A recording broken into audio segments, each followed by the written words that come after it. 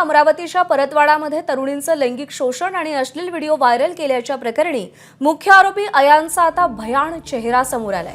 पैशासाठी स्वतःच्या आईचं मंगळसूत्र आणि सोन्याचा एक हार चोरून त्यानं विकल्याचं देखील समोर आलंय।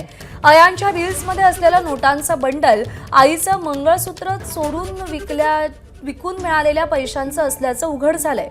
हॉटेलमध्ये जाणं, मुलींवर पैसे खर्च करणं आणि महागडे मोबाईल वापरणं असे महागडे शौक त्याला होते।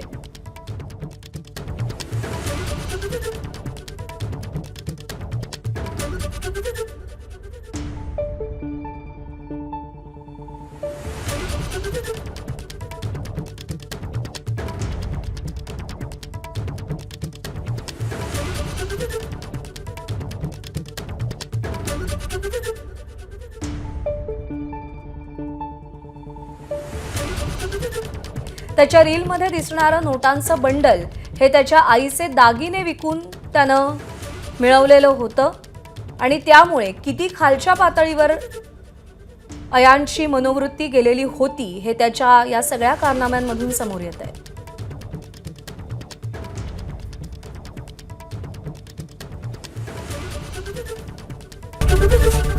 एबीपी माझा, उघडा डोळे बघा नीट।